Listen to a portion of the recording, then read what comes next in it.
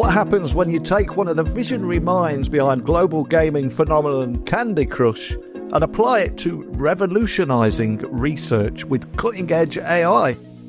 Well, today I'm going to be joined by Mel Morris, the renowned tech innovator, entrepreneur, and now the founder of Corpora, which is an AI-powered research engine. Now, earlier this year, many people were asking me what the big tech trends of 2025 were. And I've wrote a few articles on this subject, and for me, it's all about search. I no longer get the information that I need from Google. It no longer gets me the information that I need as a journalist.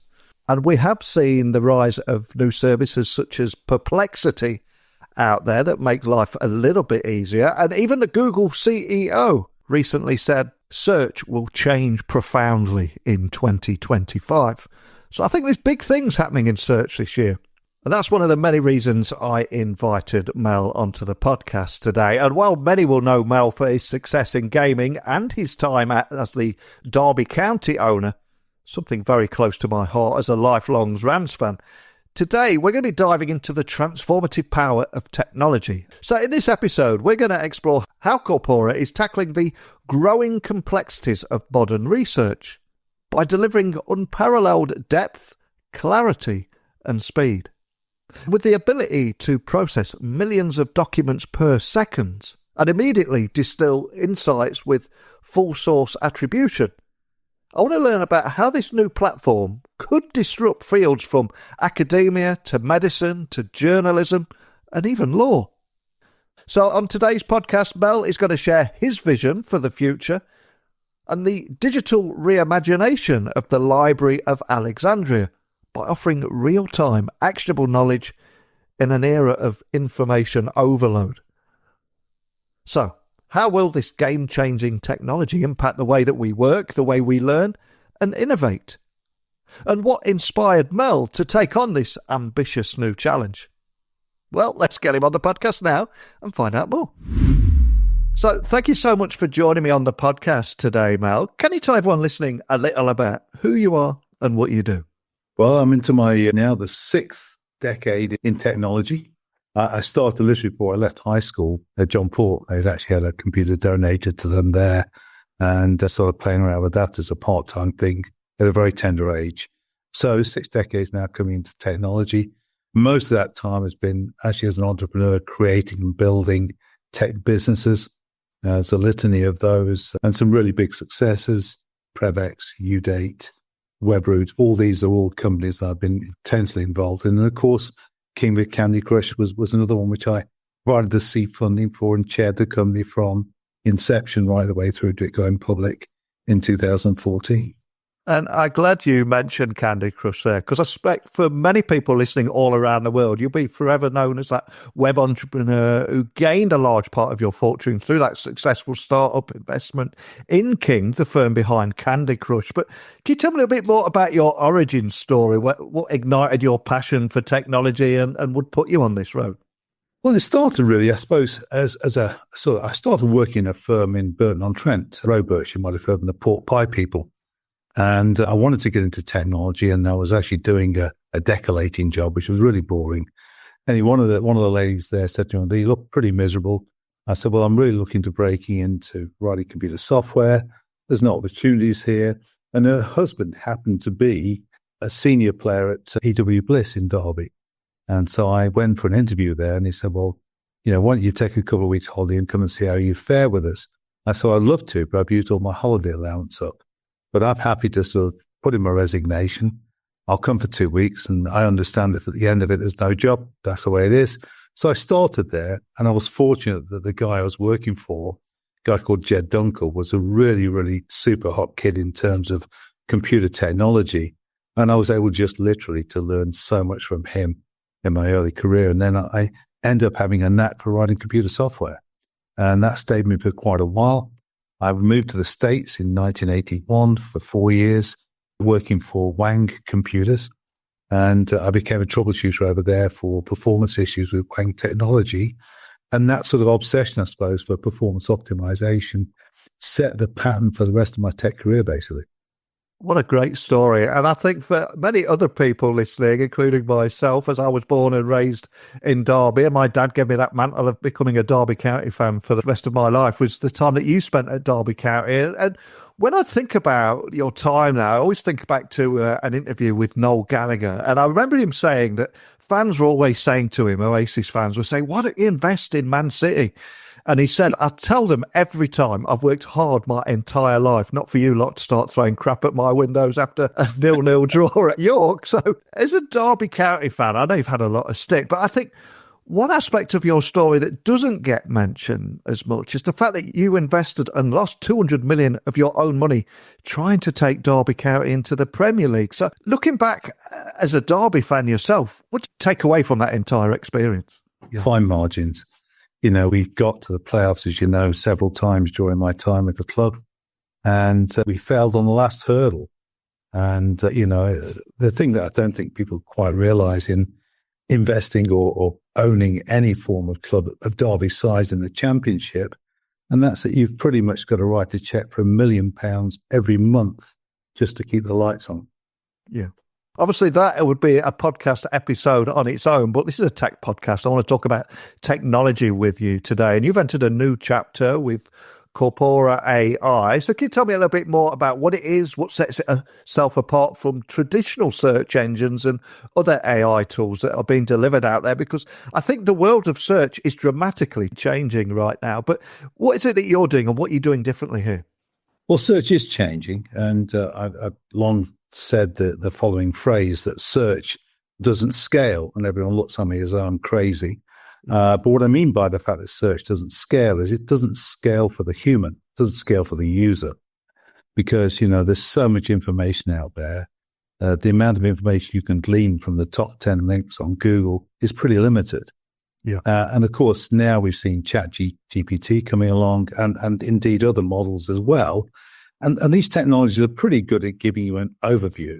If you look at that overview and it's correct, you think, wow, that's incredible. But if you look at that overview that it gives you and you know that it's not correct, you think, what is this? And you really never know. So if you're using it on things that you're well versed in, that's fine. If you use it on things that you don't know much about, you have to take it at face value. And so our particular role here was that we wanted to go a slightly different way about this. We wanted to be able to use technology like the sort of models behind ChatGPT and Google Gemini and Llama and all these other things, but we wanted to drive those with real data. So we built a system that was capable of actually looking at huge volumes of unstructured information, text, audio, those sorts of things. And the system we built literally can ingest on a single system 2 million documents a second. It's a colossal capability. So we've actually taken a massive amount of open source intelligence, web pages, articles, government reports, you name it, and we've ingested that information, well over 100 petabytes of it. And we put that into our own system, which we call a language graph. So it's a bit like a graph database technology and a bit like a vector database, but it's actually superior than both of those in many ways. What it lets us do is it lets us query literally tens of thousands of documents in a blink of an eye. So Corpora.AI might look initially a little bit like ChatGPT. You put in a prompt, you ask it a question, but what happens is that it takes that question, it breaks it down, it thinks about what's all of the information that you would like to know about that subject, and it runs literally thousands of natural language queries against our own data set. What it then does is it pulls that information together, it deduplicates the information, netting it down to the net unique content, and then effectively uses that content to drive the process of summarizing and creating a research document for you. We call it a research engine. And it's really incredible that you can literally ask questions on just about any topic you could think about. And it will produce either a one-page synopsis, it'll pay a 4-page exec summary, or a full 8-page comprehensive report. And the difference is this. If you run ChatGPT, you probably won't get any usable citations as to where the information came from. If you use Google Deep Research, you might get 25 or 30. Perplexity, maybe 15. You do a large report with Corpora, you'll typically get 400 or 500 cited articles. It's completely game-changing. Wow, that's some phenomenal stats there. I mean, because I use Perplexity, or I have used Perplexity as a journalist when I'm researching to get that added sources for the content that I've got there. So your ability to process millions of documents per second is phenomenal. So can you tell me a bit more about how people use it, whether they be in medicine, law, or journalism? Because there's so many different opportunities here and a real need to get those citations, those sources when performing research. Well, it's interesting. I mean, firstly, we call it a research engine. So in terms of use cases, let's sort of separate them out for a second. So we have professors at universities using it for research. Now, in their use cases, quite often, they want to limit what's searched to be against academic materials, either peer-reviewed documents or cited materials elsewhere. And again, with our product, you can do that. But if you want to really go into research, cited materials quite often won't tell you what I'll say, the leading edge of that subject, because all things that are new start out uncited. We take Einstein. He went for years with no one acknowledging his theory of relativity. Eventually, of course, it becomes de facto. So if you want to do real research to see what is new and exciting, you have to look beyond just academic articles. So for the sort of academics, they can find a whole raft of articles. And I had a professor come and see me literally 2 or 3 weeks just before Christmas. And he said, the problem is that as researchers, we think we've got it completely nailed. But having used Corpora for a few hours, it dawns on me that there's probably 10 or 20 times as much information out there than we uncover. And with Corpora, it's so easy to find that. So it changes your view of a subject that you thought you knew, because you can now get access to all this additional rich information. And if you think about deep research, and Google's got a product called Deep Research now on the back of Gemini Pro. They call it deep research. But if you run the product, it looks at maybe 200 or 300 web pages. Now, if what we're saying is that 200 or 300 web pages in the world is enough to define any subject, we may as well pack up and go home. When we run a research project, it's typically going to pull up between 10 and 15,000 articles that it's going to look at before it produces the report. So there's a complete difference in the breadth and depth of what we're doing. And the reason is because we actually have this ultra-fast technology that sits underneath the technology that can literally read through documents in a blink of an eye. So we have the ability to be able to map all this data and still return a very fast response. And other people don't do that. So use cases are people wanting to produce new technology. Maybe they're looking to file patents or to understand how technology works in a particular field, or they want to look at maybe a market opportunity and say, well, what is the market opportunity for this somewhere? And how should I approach that? So just about any question that you could ask, typically of a model like ChatGPT, you can ask Corpora. The difference is the response you're getting, you're going to know exactly where that response came from. And you made a good point there about the lack of information on traditional search. And I think anybody searching for any topic and you get, 150,000 results, finding anything beyond page 5, there seems to be nothing there. So it is so important to get that more information on any topic at all. And when I was doing a little research on Corpora before you came on the podcast today, one of the comparisons that stood out to me was with the Library of Alexandria. So can you expand on how it is empowering users to explore real complex topics and uncover ultimately groundbreaking insights that you wouldn't get through those traditional search methods? Sure. Well, the parallel with the Library of Alexandria was that, you can imagine now going back at the date, this is going back thousands of years now. And, someone would turn up at the Library of Alexandria and there'd be all this information in there, but no index really, no way of really being able to even scratch the surface of what was there.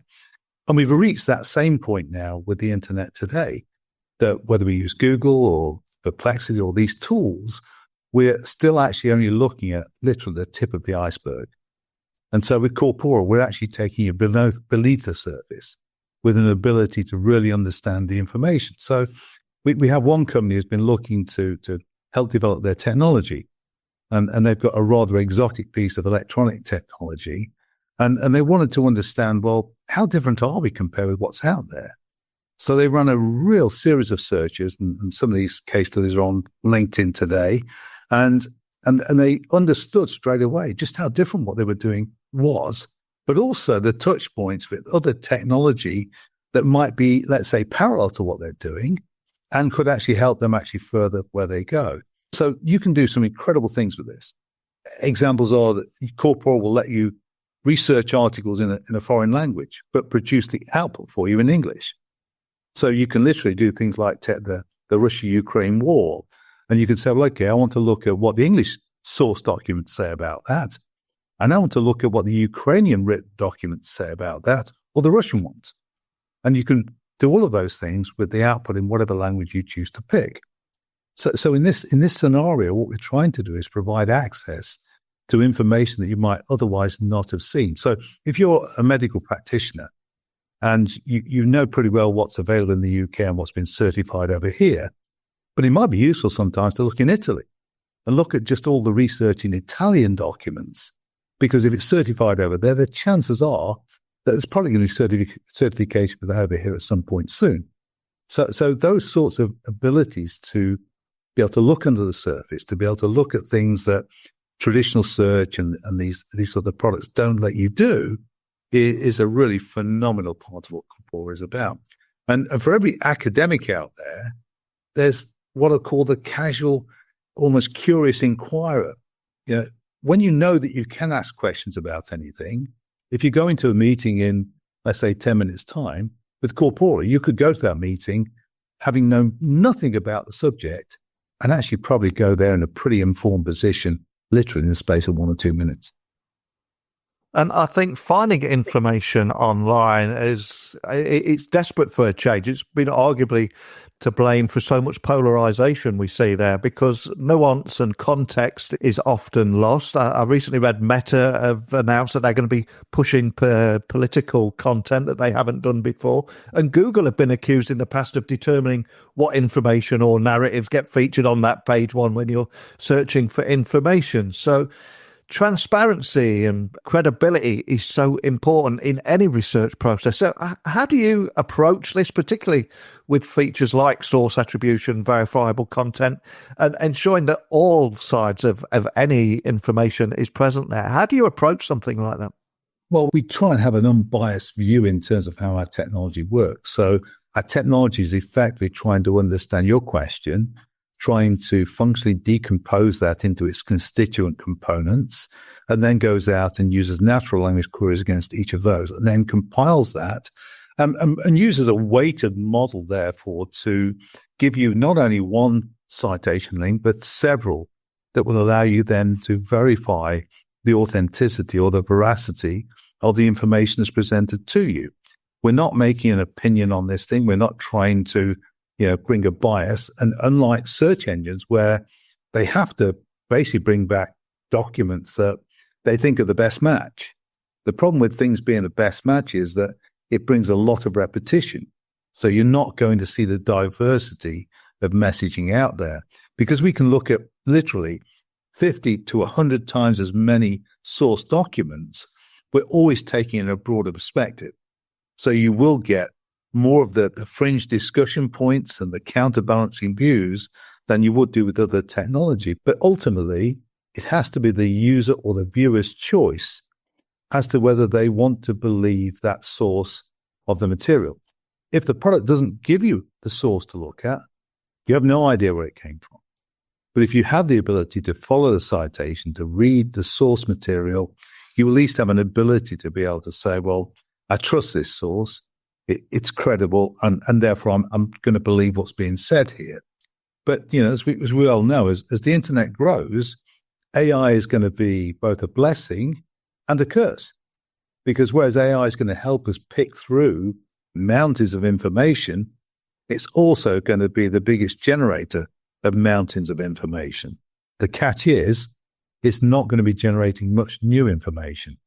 It's going to basically be regurgitating different views. In fact, if you use ChatGPT, get two people side by side, ask ChatGPT exactly the same question, you'll get pretty much the same answer, but how it's written will be completely different. It will create two different articles that probably say much the same thing. Imagine that now on a search engine, and all of a sudden, the top 100 articles all say the same.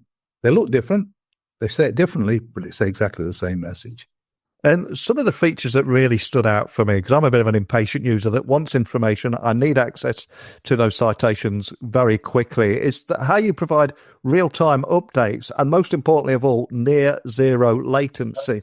These feel like unique features to me. So how do these capabilities impact high-stakes research and decision-making for enterprise users? Because there's so much hype around technology at the moment, but this feels like a real ROI, a real big value moment. Well, it is. I mean, so if you take, let's start with ChatGPT and move forward to where we are. So ChatGPT is typically updated about every 3 to 6 months. So they top up or retrain the model. So ChatGPT is always going to be looking at data that is on average 3 months or more out of date. So if you ask it questions about what happened in January 2025, it really doesn't know much about it. To bridge that gap, then you'll find now that ChatGPT and other products now will go out and look at the web to bring newer content into play. But the amount of information it can look at in that model is relatively limited. So you're never going to get a full view of what's out there. What we have is a system that is constantly ingesting new information. So if you're on the highest level of capability with a product, you're literally talking about real-time data coming in, stock prices coming in, news articles come in, you name it. So we have an ability to process information faster than other people, and therefore the latency between that information emerging and it being available on the platform is that much faster. And that makes a massive difference to people looking to see whether or not they should be buying or selling a stock, or whether this particular news article is going to move a market or whatever. Those things can be huge. But it can also go as far as to say, well, there may be other times when people want to see things in, let's say, an updated view. Maybe someone's looking for new treatments for a particular disease or concern that they have. And so you always want to have an ability to look at up-to-date information. But you also need to look at the historical view as well, because if you need to learn a subject from scratch, you need both. You need the ability to look at the breadth and depth of what's there before, and you need the ability to look at what's new and has happened in the recent days, months, even seconds. So if we zoom out for a moment, I think ultimately your mission is to democratize access to advanced research. So to bring to life everything that we've talked about today in our conversation, how do you see features like adaptive categorization, sophisticated summarization, how do you see all these things transforming the research experience, whether we have an expert listening or a non-specialist listening in performing research tasks? How do you see it all coming together and making that big difference? I think the difference is this, that, firstly, the way things are today, and we only have to look back at what happened during COVID. During COVID, we had a lot of things that were going very badly wrong in the world, but our reaction to it meant that we suddenly started to do things quicker. We started to develop new methods of developing vaccines and treatments, and that accelerated at quite a pace. So I think today, when people start to use Corpora, they will realize that often even people that know a subject don't really know it from the inside out. There's always more information, or maybe taking a newer view of things. So in this model, we're trying to not just democratize this thing, but we're trying to provide access to that breadth and depth of a subject, so people can actually then start to learn that much faster. It's about accelerating people's ability to learn something, to know something. And I think that goes right the way across the board, whether that's someone looking to, let's say, do research for, I want to think about doing a PhD. What should I do the PhD on? Well, Corpora is a great tool to be able to go out and say, well, I could look at this, I could look at that, I could maybe do this. And it will probably change the way that they would think about what they wanted to do their PhD on. It's not going to write their PhD for them, but it's going to help them look around at the different subjects that they might want to be interested in actually doing something with. So those things are huge. But let's take some of the sort of, let's say, less well-off areas in the world. A product like Corpora could be transformational for them, where they literally could have access to information and knowledge that they're probably never going to get within their existing school and educational systems, that this could change their lives, literally.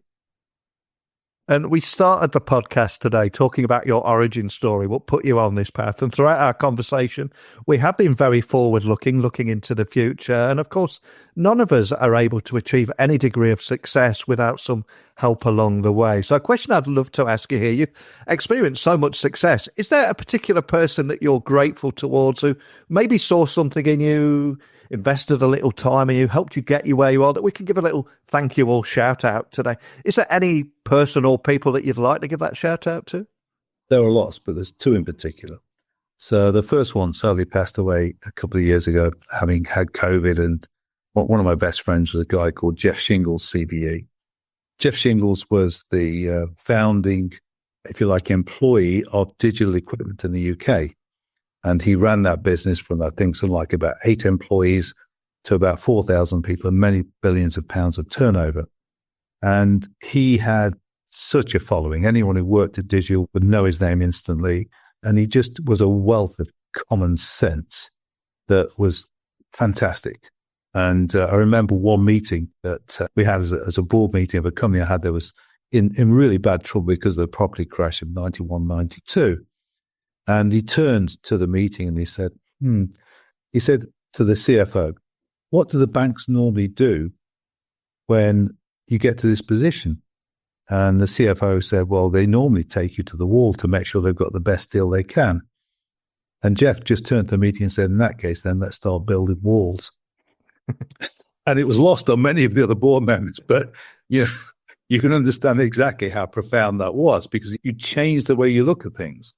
And the other person who is probably the greatest, marketing mind that I've had the pleasure to know happened to be the person who ran Wang Equipment, the competitor to Digital Equipment in the UK, is currently a guy called Sir Ken Olisa. And Sir Ken Olisa is also the Lord Lieutenant of London. So you'll see him quite often appearing with what was then the Prince, but now the King. But he's a really, really close friend and has given me so much support and help over the years. Absolutely incredible. So those two stand out. There's many others, but those two in particular. Well, I think that's a powerful moment to end the podcast today. But before I do let you go, for anybody listening wanting to find out more information about Corpora, how do they get up and running? Is there pricing involved? All that kind of stuff. Where would you like to point everyone listening, and any advice on how to get up and running? So ever so easy. You go along to Corpora.AI, Corpora.AI. You register on the site. It's free to register. And you can then run as many queries as you want. And for the time being, we're going to leave this thing open. It's going to be free for quite a while to come. We're more keen on getting people using it and getting people to understand what it is. So really enjoy it. And it is so easy to use, just like using a search engine, but the results are far more powerful. Well, having listened to your statistics there, I would be leaving perplexity behind and giving this a try. The idea of real-time information, adaptive categorization, content normalization, document discovery, big long list of things there. So I'm going to take that away and have a play myself. I urge everyone listening to do the same. But more than anything, thanks for starting this conversation today, Mel. Thank you, Neil. Thank you for your time. Really appreciate it. As we wrap up this conversation with Mel Morris today, I think it's clear that Corpora isn't just another research tool. It feels like a fundamental shift in how we approach knowledge discovery.